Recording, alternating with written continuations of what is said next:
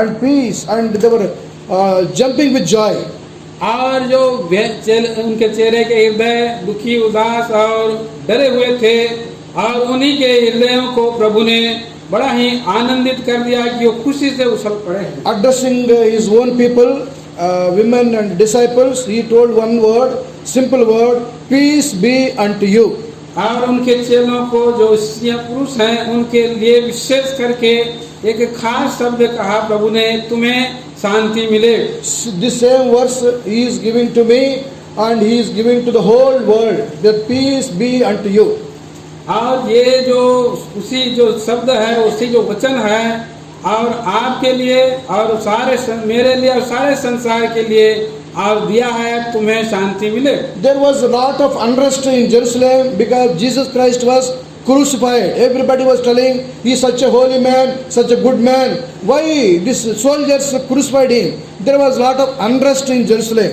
और उन दिनों में यरूशलेम में बड़ी अशांति भरी हुई थी, और लोग कह रहे थे वो तो पवित्र व्यक्ति था, अच्छे व्यक्ति था, और क्यों करके उसको क्रूस पर चढ़ाए हैं। People told that this is not justified, it is unjust. How this just God, Jesus Christ, Son of God, was crucified? That was the talk of the town whole day. और प्रतिदिन वहाँ पर ये बातें हो रही थी, और वो तो परमेश्वर का पुत्र है था, और कैसे करके उनको अन्याय करके क्रूस पर चढ़ाए हैं। Even disciples, women who followed, they were also restless and peaceless till that Sunday early morning.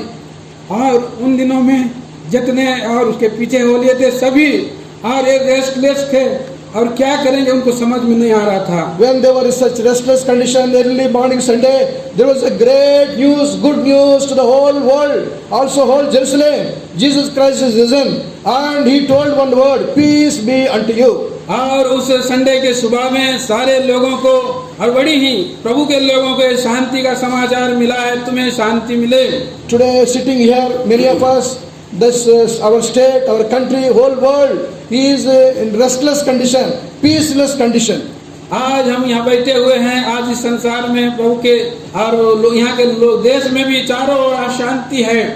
We may not be having peace in our personal life because of some problem. और हो सकता है हमारे व्यक्तिगत जीवन में अशांति है क्योंकि कुछ समस्या है। Family life, there is no peace at all. और पारिवारिक जीवन में पूरी शांति नहीं है। Whole country is restless condition. और ये पूरा देश और अशांति से भरा हुआ है। Whole world suffering with peaceless condition. पूरा संसार और अशांति से भरी हुई है। Whole world is waiting. What is the message today? What is the message from God? God's people are waiting. God is telling, peace be unto you. और आज के दिन में और लोग इंतजार कर रहे हैं परमेश्वर की ओर से क्या संदेश है और परमेश्वर के लोगों को क्या शांति मिलेगी। Many people died of corona, the second wave, whole world in our country amongst us. और बहुत सारे लोग हमारे देश में कोरोना के महामारी से इस संसार को छोड़ दिए हैं। Many families, they are very much grieved because their dear ones are called to glory. They are no more today. They don't have joy. They have no peace at all. और बहुत सारे लोग यहाँ पर दुख में पड़े हैं और उनके अंदर में कोई भी शांति नहीं है। Many times you visit them, any word you tell them, they are not getting relieved. They are having so much grief in their heart. और बहुत सी जगहों में और उनको मिलने के जुलने के द्वारा पता चलता है कोई भी उनके जीवन में शांति नहीं है। Only one man, one person, God the Father, God Jesus Christ can command peace to everybody who are having restlessness condition and peaceless condition. और केवल एक ही व्यक्ति है, वो है प्रभु यीशु मसीह, जो लोगों को शांति से पड़े हैं उन्हें शांति दे सकता है। He has power to command peace upon everybody. और उनके पास इतनी सामर्थ है कि वो हर एक लोगों को शांति दे सके। Whole world is at the command of our Lord Jesus Christ. और सारे संसार के लोगों को यह आदेश दे सकता है। Even there was a storm on the Sea of Galilee. He commanded, stop the cyclone. It stopped immediately. There was peace on this Sea of Galilee. और उस गलील के झील में उस वंडर को, उस आंधी को आदेश दिया प्रभु ने, शांत हो जा, और उसी समय तुरंत शांत हो गया है। Whatever may be the peaceless condition in our lives, risen Savior today assuring us, saying that peace be unto you. और आपके जीवन में, मेरे जीवन में कौन सा भी संकट हो, कठिनाई हो, और प्रभु आपको शांति और उसको शांति देता है। In the country, there is lot of opposition against Christians and Christianity today. आज इस देश में मसीही और मसीह क्रिश्चियन भाई लोगों के विरोध में बहुत सताव के समय है। North India, South India, every village, every city, the people are having so much aversion, enmity against Christianity and Christians. आज चाहे वो उत्तर भारत, दक्षिण भारत हो, गांव या शहर में हो, और प्रभु के लोगों के विरोध में शत्रुता को जन्माया जा रहा है। Enemies of gospel, they are entering into the houses of Christians, churches, and they are destroying and they are killing. और प्रभु के लोगों के विरोध में शत्रु और चर्चों में घुस करके उनको नाश कर रहे हैं। We have really lost confidence what is going to happen to Christianity and Christians to in India and other places. और हम ये बात को सुनकर के अचंभित हैं कि प्रभु के मसीही लोगों को इस भारत देश में क्या कुछ होने वाला है। North East, there are states, 7 states, they are Christian states today, they all are voting to BJP. We don't know why they are doing that. They are anti-Christians. आज यो, और जबकि नॉर्थ ईस्ट में भी मसीह जो जगह है, तब भी वो बीजेपी का पीछे में और कर रहे जा रहे हैं। क्या कारण समझ में नहीं आता है। BJP wants to declare India as a Hindu country. और बीजेपी गवर्नमेंट चाहता है कि ये भारत देश और हिंदुत्व राष्ट्र बन जाए। Next elections में what is going to happen to our country we don't know. अगले इलेक्शन के बाद हमारा देश को क्या होने वाला है समझ में नहीं आ रहा। Whether we will be able to openly worship the Lord, whether we can go out and preach gospel, we don't know. और हम खुले रूप में आराधना कर पाएंगे या सुसमाचार हम खुले रूप में कर पाएंगे, ये बात हमें समझ में नहीं आ रही। These are the threatenings and fears we have in our hearts about our faith and declaration of our faith, propagation of our faith. और ये हमारे हृदय में एक डर और भय के बात को लेकर के आ रहा है। But God is assuring whatever may be the situation, future is in the hands of God. परंतु परमेश्वर हमें ये निश्चयता दिलाता है कि हमारा भविष्य प्रभु के हाथ में है। Apart from that, there are wars in our country, in the world, wars. आज हम हमारे विश्व में लड़ाइयों को देखते हैं। One communist country, Russia, is doing war against Ukraine, a Christian country. आज जो और क्रिश्चियन रसिया जो है आज जिसको नास्तिक देश है और क्रिश्चियन देश यूक्रेन पर चढ़ाई किया है। And many are killed, many Christians are killed, children, women, many are killed. और बहुत बच्चे, स्त्रियां और मसीह के नाम मसीह के लोगों को सताया गया, मारा गया। Yesterday paper says there may be a third world war, big war may come in the world. और आज कल मैं सुन रहा था कि एक तीसरा विश्व युद्ध आने वाला है। These all disturbing us. What is going to happen? और ये सब बातें हमें और चिंतित करती है कि अब क्या होने वाला है। When Jesus Christ died on Friday, same situation, disturbed condition in Jerusalem and many part of the world that day. और उसी शुक्रवार के दिन में जब प्रभु यीशु मसीह मारे गए तो सारा और यरूशलेम चिंतित हो गया कि अब क्या होने वाला है। Third day came and everything changed. Jesus Christ defeated enemy, defeated death and rose again. और तीसरे दिन में प्रभु यीशु मसीह शत्रु और शैतान को, मृत्यु को हरा करके जी उठा है। He is living God. वह एक जीवित ईश्वर है। Whatever may be the situation around us, inside, outside, but our Lord is the living God. He will take control of every situation. हाँ, हमारा अंदर या बाहर कोई सा भी परिस्थिति क्यों ना हो, लेकिन हमारा परमेश्वर जीवित परमेश्वर है। See Acts of Apostles. देखिए प्रेरितों के काम chapter 27. 27 अध्याय। Acts chapter 27. प्रेरितों के काम 27 अध्याय। Apostle Paul was traveling. He was being taken as a captive to Rome, and he is traveling by ship.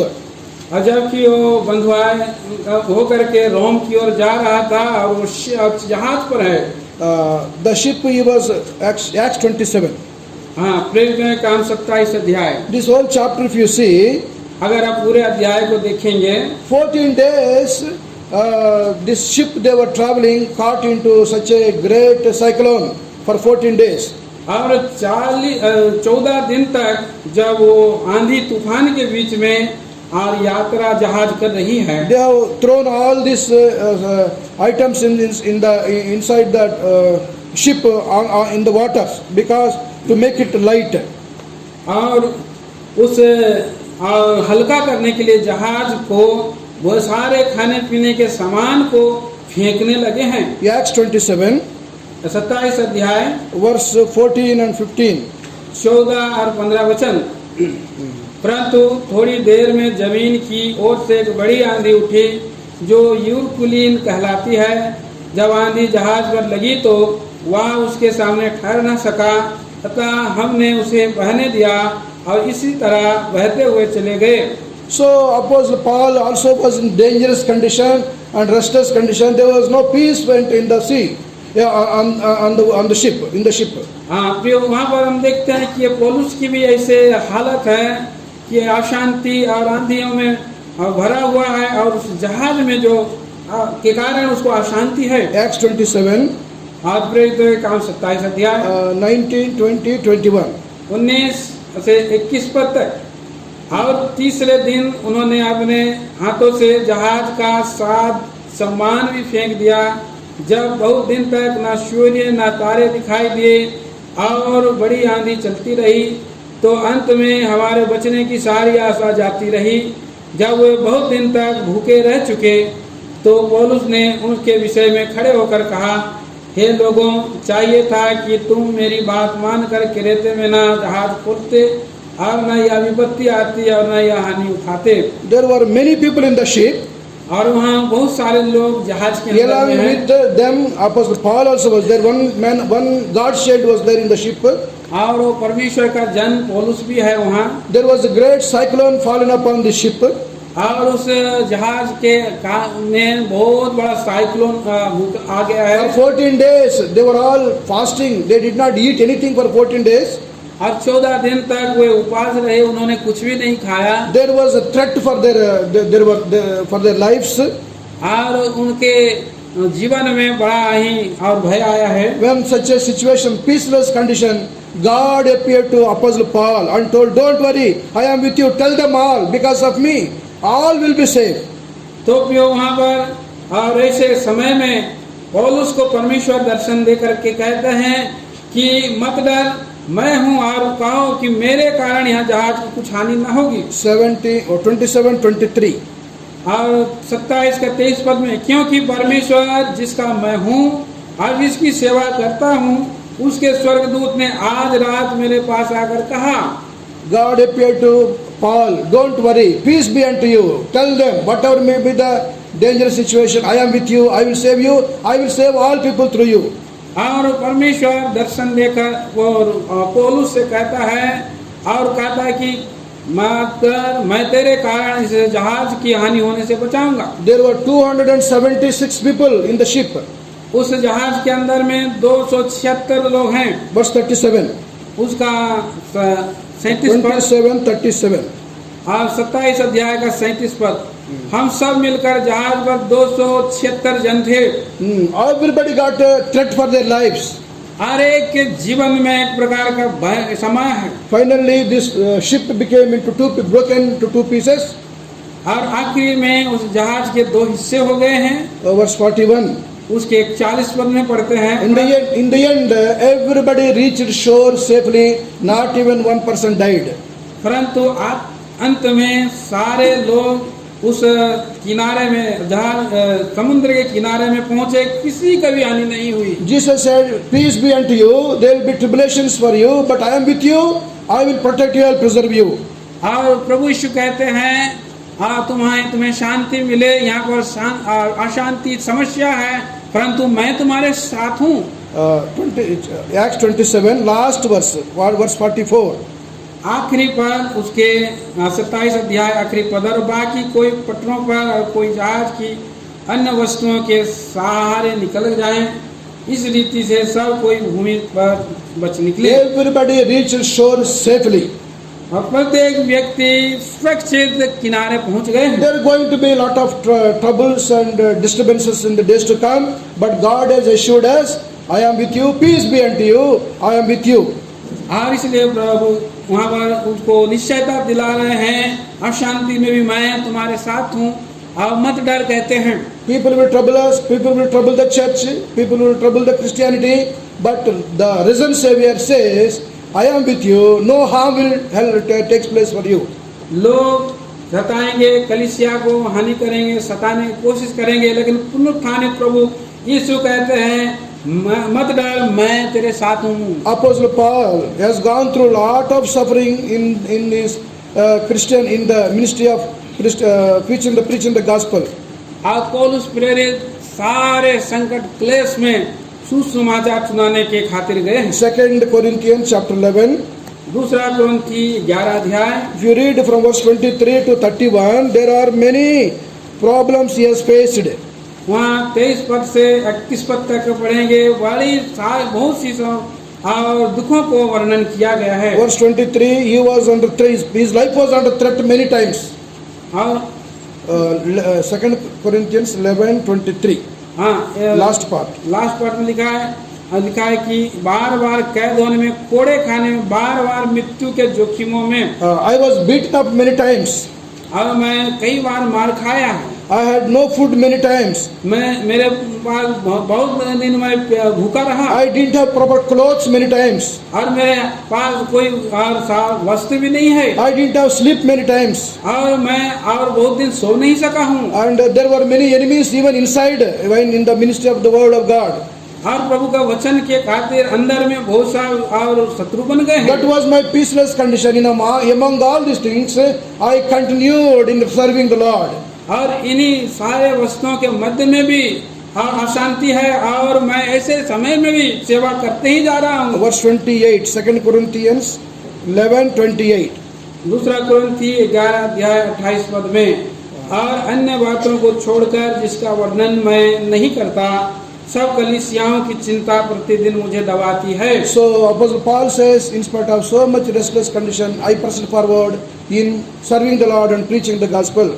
और पौलुस प्रेरित कहता है कि बहुत सारी ऐसी समस्याओं में मैं प्रभु की सेवा करता ही So रहा। the thought today, on Easter Sunday, Lord told his people, disciples, women, peace be unto you, same peace he is extending to me, unto you all. और प्रियो, आज हम पुनरुत्थान का और संडे में, आराधना के दिन में प्रभु आपसे, मुझसे एक विचार कहता है कि तुम्हें शांति मिले, मैं तेरे साथ हूँ। There is unrest in the house of God, in the house of God, even in Hyderabad, Hebron. So much peaceless conditions are prevailing. और प्रभु के घर में बहुत, यहाँ की हैदराबाद में भी समस्याओं को लेकर के अशांति भरा हुआ है। We are really lost. We have lost hope. What is going to happen? Whether things will be all right or not. But God is bringing this message today. I am going to give peace to everyone, including my people. और लोग चिंतित हैं क्या सही है या नहीं है, परंतु प्रभु यीशु मसीह कहते हैं कि मैं तुम्हारे साथ में हूँ, तुम्हें शांति मिले। So God, risen Savior, resurrected Savior, He is assuring us, whatever may be our worry, whatever may be our grief, whatever may be our situation personally and church-wise, country-wise, God says, I am alive, I will take control of every situation. और प्रभु यीशु मसीह कहते हैं कोई सा भी समस्याएं, कोई सा भी मुश्किलें क्यों ना हो इस देश में, हमारे जीवन में, प्रभु कह रहा है कि मैं तुम्हें शांति दूंगा और तुम्हें डरने की बात नहीं है। After declaring peace to everyone for His people, God has given minimum 2 responsibilities to God's people. और जी उठने के बाद, उनसे बातें करने के बाद प्रभु यीशु उनको 2 एक जिम्मेदारियां दिया है। Number 1, पहला है John's Gospel chapter 20, यूहन्ना सुसमाचार 20 अध्याय verse 21. 21 पद, यीशु ने फिर उनसे कहा तुम्हें शांति मिले, जैसा पिता ने मुझे भेजा है वैसे ही मैं भी तुम्हें भेजता हूँ। As Father sent me, I am sending you. Please go ye therefore and preach the gospel. और जैसे पिता ने मुझे भेजा है वैसे मैं भी तुम्हें भेजता हूँ, कृपया जाओ सुसमाचार करो। Father sent me, I came to this world, taking all humiliation, taking all this even crucifixion. I have suffered for you. This I have done according to the commandment of my Father. और जिस रीति से पिता ने मुझे भेजा है कि मैं सारे दुखों को उठाऊं और क्रूस पर चढ़ाए जाऊं और उसका काम को पूरा करूं। While taking part in the Lord's table, this is the commandment, God commission, God is giving to you and to me. और जबकि हम इस पवित्र मेज में हिस्सा लेते समय प्रभु के मेज के नजदीकी में आकर के और हम उससे कुछ आज्ञा को हम सीखते हैं। Risen Savior is telling you, telling me, go ye therefore whole world and preach the gospel. Go and preach the word of God. और पुनरुत्थानित प्रभु कह रहे हैं, जाओ सारे जगत में और सुसमाचार को सुनाओ। As a Father sent me, I am sending you. I am having power on earth and in heaven, and I am sending you. I am with you. Please go ye therefore and preach the gospel. और मैं पुनरुत्थानित प्रभु पिता ने जैसे मुझको भेजा है, मैं भी तुम्हें भेजता हूँ। स्वर्ग और पृथ्वी का सारा अधिकार मुझे दिया गया, इसलिए जाओ तुम सुसमाचार करो। Until Jesus Christ was alive, 12 disciples were always around him. They have not gone anywhere preaching the gospel. Once Jesus Christ died and rose again, they all went all over the world and preached the gospel. जब तक प्रभु यीशु मसीह जीवित थे, प्रभु के सारे 12 चेले उसके नजदीकी में थे। अब जब प्रभु यीशु मसीह मर करके जी उठे तो उनके सारे चेले 12 चेले पूरे संसार में चले गए प्रचार में। By nature they were timid people, they are unlearned people, they are ordinary people. जबकि उनके स्वभाव में वो अनपढ़ और साधारण लोग थे, दलित लोग थे। The moment Jesus Christ rose again, they saw him, they became very very bold. Such a boldness came, they were prepared to die for his name. और जब प्रभु पुनरुत्थानित यीशु को उन्होंने देखा तो डरपोक लोग सामर्थ से भर गए और वो बड़ा मृत्यु तक के लिए भी तैयार हो गए हैं। All 12 disciples they became, except one disciple John, all became martyrs. They were killed, they were crucified for the sake of the gospel. और केवल एक ही यूहन्ना जो उसका प्रिय चेला प्रकाशित वाक्य लिखा, उसे छोड़ सभी और उन्हें शहीद होना पड़ा। So God is telling, wherever we are, whether in Orissa, Jharsuguda, anywhere, please go out, go and preach the gospel. Go out, as Father sent me, I am sending you. That is the commission God is giving. और जो यहाँ पर हम देखते हैं, आप अगर कहीं पर भी हो, चाहे उड़ीसा झारसुगुड़ा में कहीं पर भी हो, तो भी प्रभु आपको आज्ञा, एक महा आज्ञा दिया है कि जाओ जाकर के प्रचार करो। Many missionaries from other countries, God sent them to India and they preach the gospel. That's how our India blessed, we are blessed. और जो बहुत सारे मशीनरियों को यहाँ पर भारत देश में परमेश्वर ने भेजा, जिसके कारण से हम आशीषित हुए हैं। One man of God called William Carey, he came from England to Calcutta. और जो एक महान व्यक्ति प्रभु के दास जिनका नाम विलियम कैरी है, वो इंग्लैंड से कलकत्ता में आए। God told him, please go to India and preach the gospel. प्रभु ने उनको कहा कृपया जा करके और भारत देश में जाकर सुसमाचार करो। So he came to India, Calcutta, a place called Serampur. He made a tent there, one house there. While doing the agriculture work, he preached the gospel. और वहाँ कलकत्ता में श्री रामपुर बोल के एक जगह है, वहाँ पर आकर के तंबू में रहा और छोटा सा घर बनाया और वहाँ से प्रचार करना आरंभ किया। 7 years he preached the gospel, not even one soul was saved. 7 साल तक प्रचार करता रहा, लेकिन एक भी आत्मा नहीं बचा। Sometimes in our ministry, dry situation will be there. We find there is no growth, nobody comes to house of God. और कई बार हम हमारे सेवा में सूखापन को देखते हैं और कोई भी आत्मा आप नहीं बचता, प्रभु के घर में नहीं आता। He was not discouraged in spite of giving 7 years ministry, not even one person saved. और इस बात से वो निराश नहीं हुआ, 7 साल तक सेवा करता रहा, एक आत्मा नहीं बचा। His own son, whose name was Peter, he died of cholera fever. उनका अपना निज पुत्र और बीमार के कारण कलकत्ता में खाना खिलाने नहीं सकने से मर गया है। Nobody came, helped him for burying his own son. और कोई भी मदद करने के लिए, उनका दफनाने के लिए भी सहायता करने The नहीं day आया। his son died and to be buried, William Carey was having high fever. और जब वो मर गया उसका बेटा, तो वो विलियम कैरी बीमार अवस्था में था। History says he carried him upon his shoulder, not box one man cannot carry. He carried his own son upon his shoulder and taken him for burial. और क्यों उनके पास बॉक्स भी नहीं था, इसलिए अपना बेटा को अपने स्वयं के कंधे में बीमार अवस्था में उठा करके बरियाल में आया है। One Muslim helped in digging the grave. और गड्ढा खोदने के लिए एक मुसलमान भाई ने मदद किया। William Carey buried his own son Peter because he died of cholera after coming to India. और जो उसका जो और विलियम कैरी ने अपना निज पुत्र को उसने अपने हाथों से यात्रा करके आकर के उसने बेटा को दफनाया है। Seeing the situation, his own wife became mental. और ऐसे परिस्थिति आई, उसकी पत्नी जो है पागल हो गई है। All the situations have not changed his mind. He stayed back in India and he translated Bible into all Indian languages. और जो ये सारे परिस्थितियां उसको वापस इंग्लैंड नहीं भेज सकी, और वहाँ पर उसने बाइबल को हिंदी में उसने और अनेक भाषा में अनुवाद किया है। Many people, they heard the commission voice of God and they traveled wherever God sent them and they served God and brought so much revival during that time. और बहुत सारे प्रभु के लोग प्रभु का वचन को सुने यार यात्रा में सेवा में निकल पड़े और वो उस आत्माओं को जीते हैं। Brother Baksin was studying in Canada and he had a good job there. God told him, go back to India and serve God. और भाई बख्श सिंह को कनाडा में प्रभु ने बातें किया और कहा अच्छा नौकरी कर रहा छोड़ो और जाकर के और भारत देश में सेवा करो। He laid down his life. He has gone through a lot of suffering. His wife left him. His parents left him. Everybody left him. He stood alone. God told him, I am with you. You carry on my ministry. और जो ऐसा कठिन परिस्थिति उनके जीवन में आए, उनके परिवार छोड़ दिए, उनकी पत्नी ने उन्हें छोड़ दिया, परंतु प्रभु ने कहा आओ मत डरो, आगे बढ़ो, मैं तुम्हारे साथ हूँ। How much faithfully Brother Baksin served God in our country. कितना विश्वास योग्यता से भाई बख्श सिंह ने सेवा वहाँ पर किया है। When he died, we were there in Hyderabad, Hebron. Hundreds, thousands of people were crying as if their own father died. जो मैं भी वहाँ पर था जब प्रभु भाई बख्श सिंह प्रभु में सो गए तो हजारों सैकड़ों लोग रो रहे थे जैसे मेरा पिता मर गया है।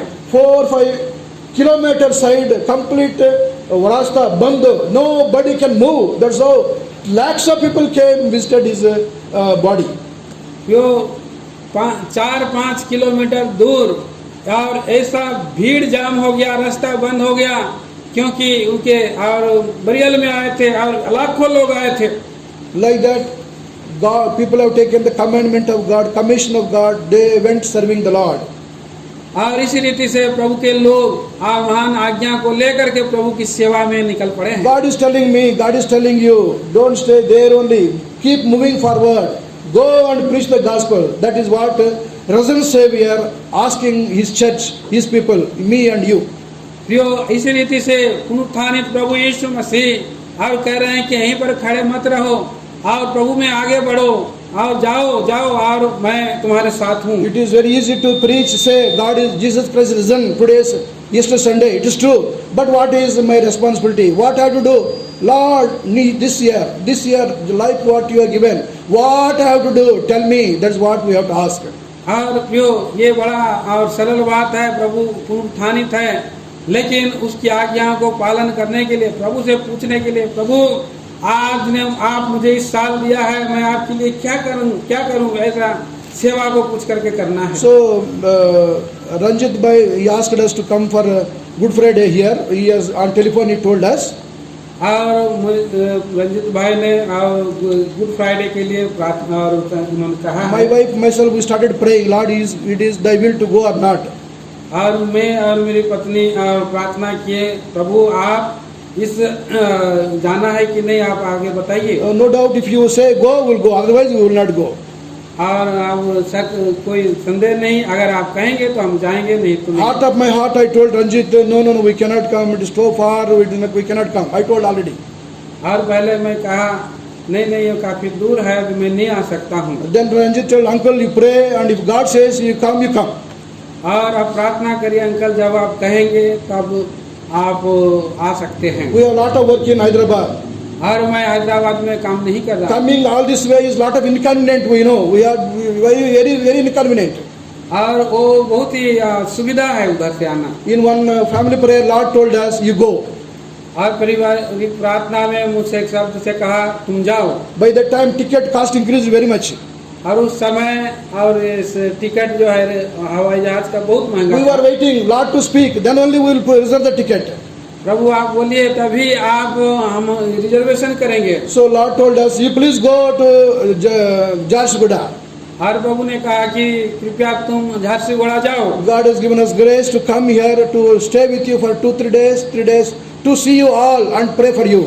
और प्रभु का अनुग्रह से हम यहाँ आए और आपके बीच में 2-3 दिन रहे। हम आपके लिए प्रार्थना कर रहे हैं। God is expecting such obedience from all of us. Go ye, please go and preach the gospel.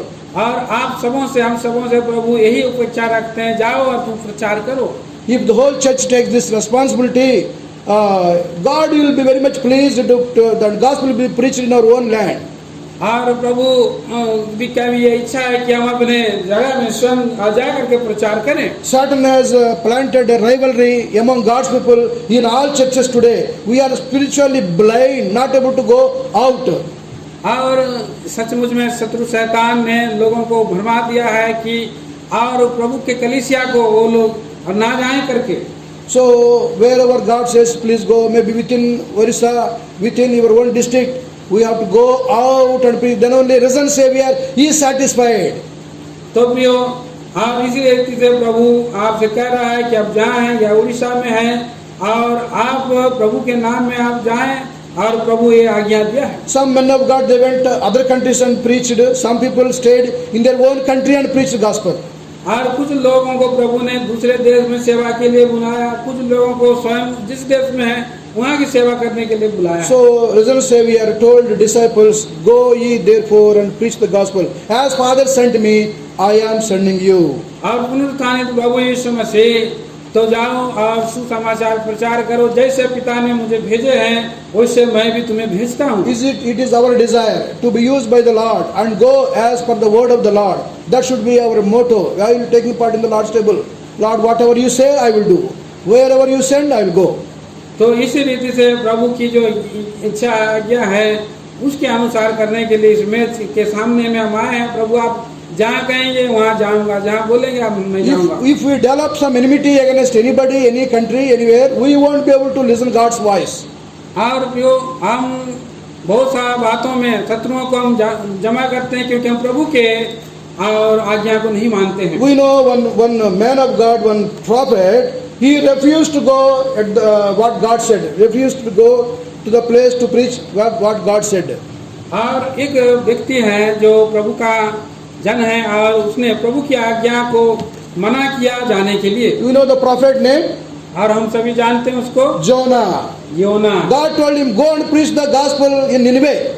और प्रभु ने उनको आज्ञा दिया, कहा जाओ जाकर के निनवे में प्रचार करो। Jonah did not go. योना जाना नहीं He चाहा। went to opposite direction. उसने दूसरे विपरीत दिशा में चला You know गया। the story. He went in the deep of the ship and sleeping.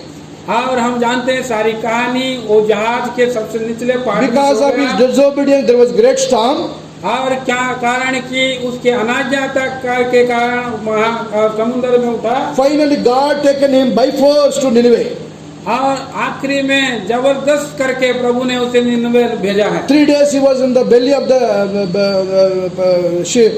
fish for 3 days. और 3 दिन मछली का पेट में होना पड़ा रहा है। 3 days fasting prayer without even moving his hand and leg. और 3 दिन बिना हिलाए डुलाए हाथ को उपवास प्रार्थना में है। That's how God forced him to go to Nineveh and preach the gospel. और इसलिए क्योंकि बड़ा फोर्सली उसको कहा कि निनवे जाओ। When he went there, God changed every situation. Whole city Nineveh, 120,000 people were there. All were born again, including king. और प्रियो, और परमेश्वर उसकी प्रचार से परमेश्वर ने वहाँ की परिस्थितियों को बदल दिया। 1,20,000. 1,20,000 और राजा सहित सारे मन फिराए हैं। When we obey, simply when we obey, God will use us for His glory. जब हम सामान्यता से हम उनकी आज्ञा को सरलता से और उसको पालन करते हैं, परमेश्वर की महिमा को If you read why Jonah refused to go to Nineveh, what is the reason? और क्यों योना जो है जाना नहीं चाहता था, क्या कारण है? There was a strong reason. That's why he refused to go. और बहुत मजबूत कारण के कारण वहाँ पर नहीं जा रहा है। Nineveh is the capital of Ashurian kingdom. Assyrian kingdom. और निनवे जो है अश्शूरी राज्य का राजधानी है। These Assyrians ruled Israel for some time. और ये जो अश्शूरी लोग हैं कुछ समय इस्राएलियों के ऊपर में राज्य किए हैं। At that time they troubled Israel people. They killed many Israel people. और वो कठिन और संकट की समय था, इस्राएली लोगों को नाश किए हैं। So Jonah developed enmity against Assyrians or Nineveh. और इसी कारण से योना के मन में शत्रुता था ये असुरी लोगों के खिलाफ। They are my enemies, I will not go. Why I will go to my enemies? और ये मेरे शत्रु हैं, मैं क्यों मेरे शत्रुओं के पास जाऊंगा। Prophet of God is telling, they are my enemies, I will not go and preach the gospel there. देखिए यहाँ भविष्य परमेश्वर का भविष्यवक्ता है कह रहा है ये मेरे शत्रु लोग हैं। But when the cross works in us, we won't say that. Even our enemies will go and worship and preach the gospel. लेकिन क्रूस का उस प्रेम के कारण तुम शत्रुओं के पास जा करके जाओ कहता है। Jesus said, pray for your enemies. Pray for your enemies. You will pray for your friends, but pray for your enemies. और प्रभु कहता है तुम मित्र के लिए प्रार्थना करते हो, तुम्हारे शत्रुओं के लिए भी प्रार्थना करो। So many times we are not having mind to go to some places. Some people talk to some people. This is my nature, our nature. But the cross should work in our lives deeply, and even pray for our enemies and go to our enemies and preach the gospel. आप जो कई बार हम ऐसे होता है कि हम ऐसे परिस्थिति में रहते हैं, शत्रुओं से प्रेम नहीं करते हैं, लेकिन क्रूस का उस प्रेम के कारण हम शत्रुओं से भी प्रेम कर सकते हैं, उसके पास हम जा भी सकते हैं। So first word he said, peace be unto you. I am with peace be unto you. I will make all situations peaceful. That what God promised us. और ये परमेश्वर की प्रतिज्ञा है, तुम्हें शांति मिले, मैं तुम्हारी सारी परिस्थितियों को शांत करने वाला हूँ। So from your side, my people who are taking part in the Lord's table, it is my desire you go and preach the gospel. और यहाँ पर प्रभु का ये संदेश है, आप जाओ और इस मेज के सामने और तुम प्रचार करो। One more topic. एक और मैं John's Gospel chapter 21. एक और मैं विषय आपसे बात करता हूँ। Lord appeared to Peter and told what very important work to Peter. और बहुत महत्वपूर्ण बात पतरस से कहा प्रभु यीशु मसीह ने। After risen from the dead, Jesus Christ appeared to Peter. और पुनरुत्थान के बाद पतरस को प्रभु यीशु मसीह जो है दिखाई दिया। He asked him one question, Peter, are you loving me? पतरस को प्रभु ने पूछा, पतरस तू क्या मुझसे प्रेम करता है? He will not ask anyone to do his work unless we love him. Love makes us to serve God. और हम जो है जब तक प्रेम नहीं करते हैं हम कुछ नहीं कर सकते हैं, और प्रेम से हम सेवा कर सकते हैं। So he told three things to Peter in John's Gospel chapter 21. तो हम देखते हैं यूहन्ना 21 अध्याय में तीन बातें प्रभु यीशु मसीह ने कहा। If you are loving me, Peter, if you are loving me, पतरस यदि तुम मुझसे प्रेम करते हो, John's Gospel 21 verse 15, feed my lamb. और ये 21 अध्याय का verse 15, 21:15. हाँ 15 पद में कहता है कि हे शमौन यूहन्ना के पुत्र, क्या तू इससे बढ़ करके मुझसे प्रेम करता है? Feed my lamb. और 15 में है ना, 21:15.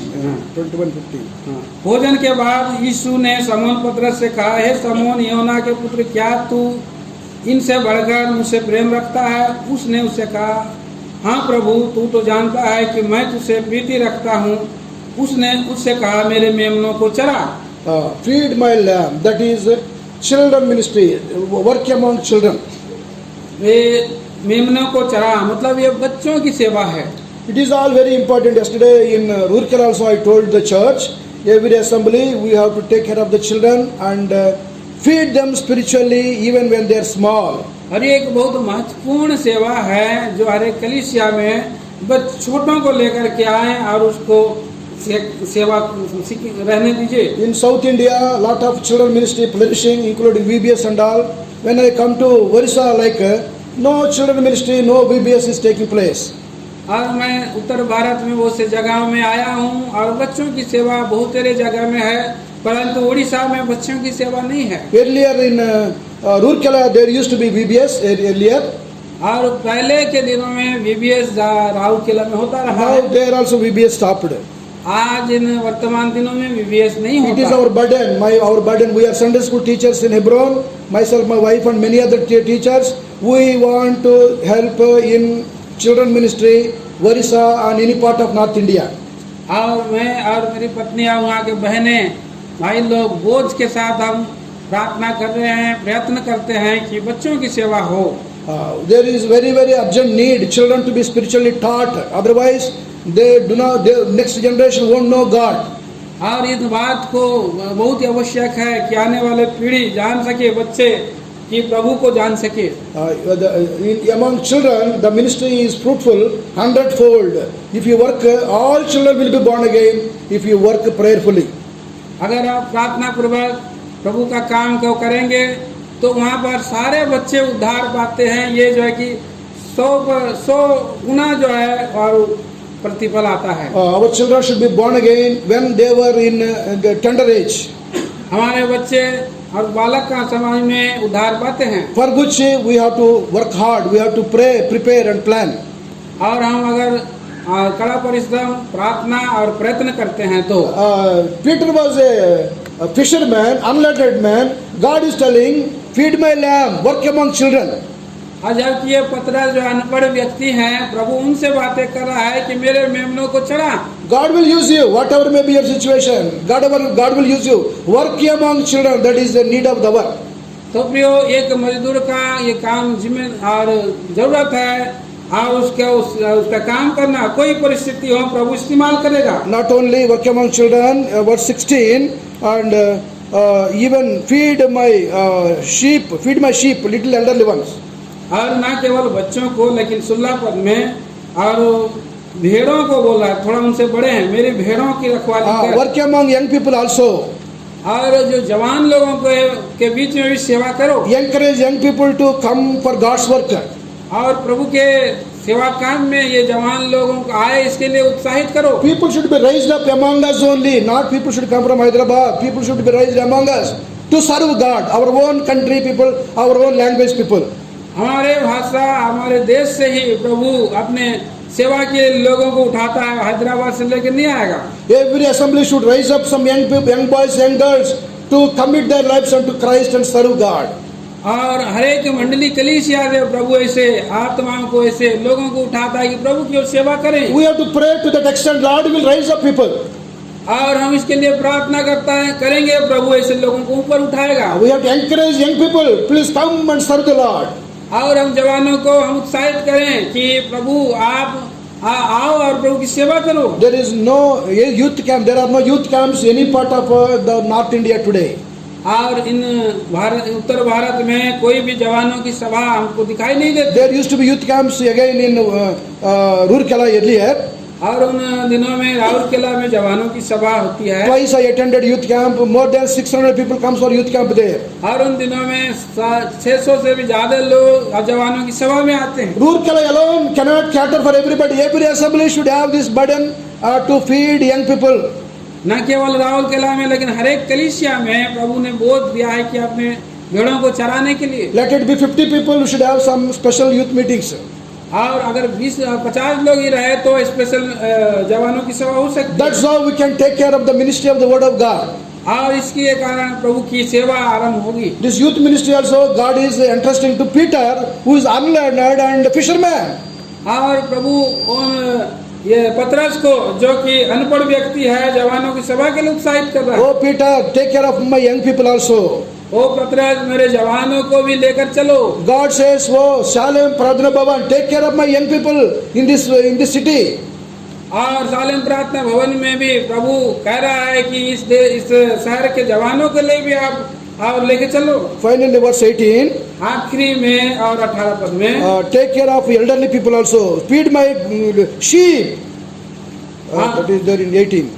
18 पद में, 18 पद में कहता है, मैं तुमसे सच सच कहता हूँ, नहीं 17 में, Okay, तेलुगु में यीशु ने उससे कहा, मेरी भेड़ों को चरा।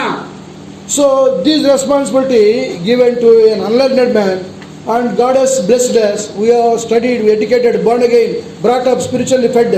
What about my work? What about your work on the day of resurrection day? As Lord commanded Peter, He is commanding you, commanding me. और प्रभु जहाँ कहीं भी प्रभु आप चाहता है, जैसे पतरस को प्रभु ने आज्ञा दिया, मुझे आपको भी आज्ञा दिया है। Take care of all these 3 areas in the work of God.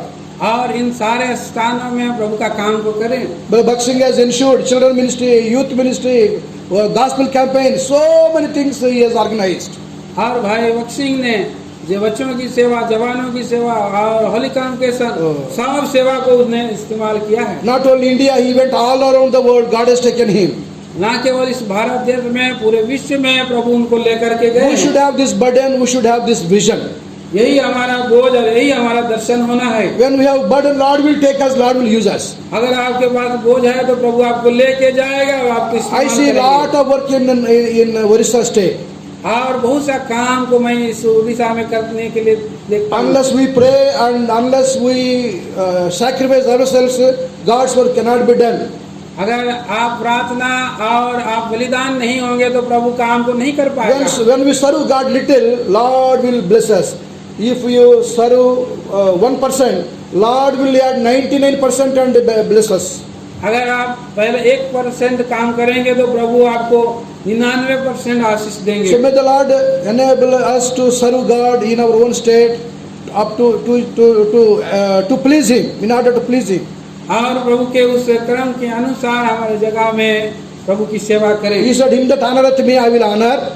और अगर आप आदर करेंगे तो आदर देगा। If you submit ourselves for the work of God, God won't make us starved. God will supply all our needs according to His riches and glory. और अगर प्रभु की आप सेवा करेंगे तो प्रभु छोड़ेगा नहीं और प्रभु उनके और मुताबिक वो स्वर्गीय सिंहासन से सारी आवश्यकताओं को पूर्ण करेगा। I have one burden in my heart.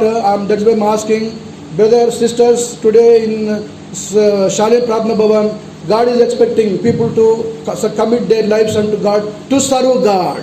और आज मेरे हृदय का बोझ है कि सालेम प्रार्थना भवन के जितने भाई बहन है कि प्रभु की वो सेवा करें। Is anybody among youngsters, brothers, sisters, want to commit your life unto Christ to serve God in our own state, Orissa?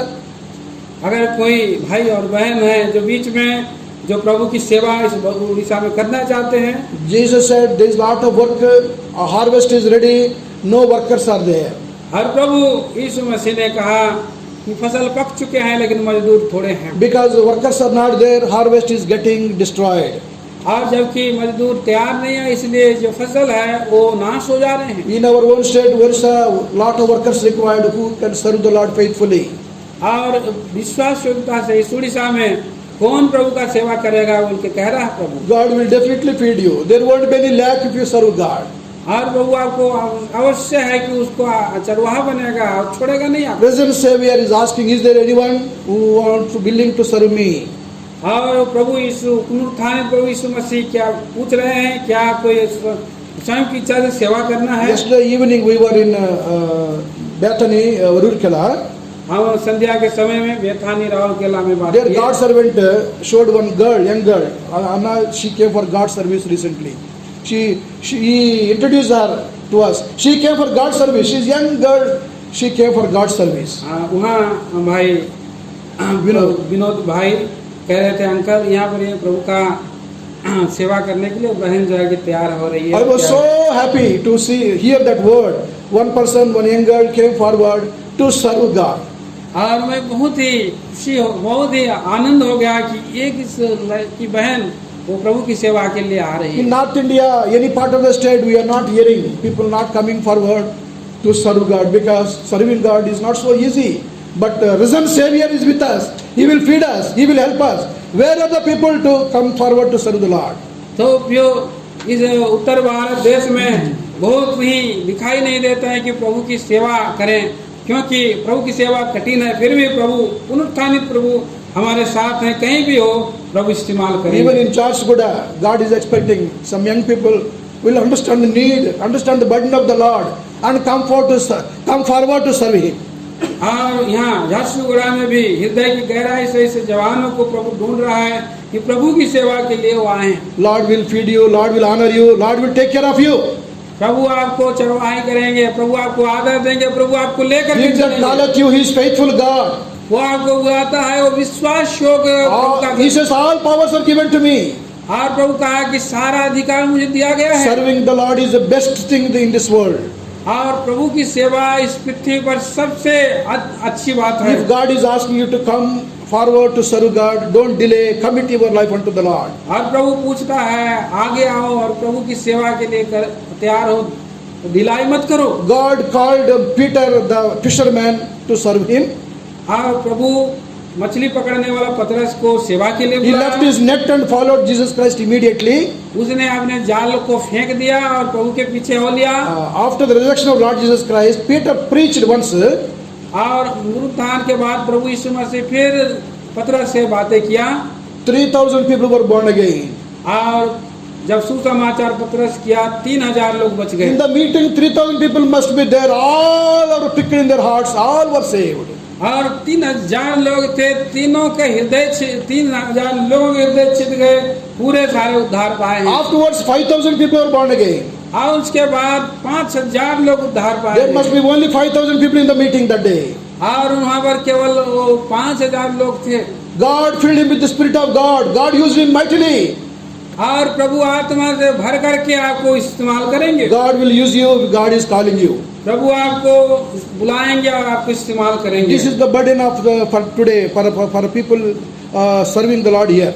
आज बोझ है कि प्रभु आपके लोग सेवा करें। Ask the Lord, hear His voice. If God says, "Come forward to serve me," obey immediately. और प्रभु से पूछे आप आगे आओ और प्रभु की सेवा करो। Let us examine our hearts as Lord is asking what He is asking from us, from me. We may obey and do as per His demand. आइए अपने हृदय को जांचें और अपने आप को परखें और हम आज्ञा माने और प्रभु की इच्छा में आ रहे हैं। Willingly we have to come forward. God won't force anyone. Willingly we have to come forward. प्रभु किसी को जबरदस्त नहीं करता है, हृदय की और उनकी इच्छा से बुलाता है। May the Lord help us to understand and obey to Him. प्रभु इन विचारों के द्वारा और हमें आज्ञा पालन करने के लिए सहायता Let करें। us examine our own hearts whether we are obeying God. If we are not obeying, ask forgiveness and take part in the Lord's table worthily. आइए हम अपने हृदय को जांचते हुए परखते हुए और इस मेज में हम हिस्सा ले सकें। आइए हम लोग जांचेंगे परखेंगे।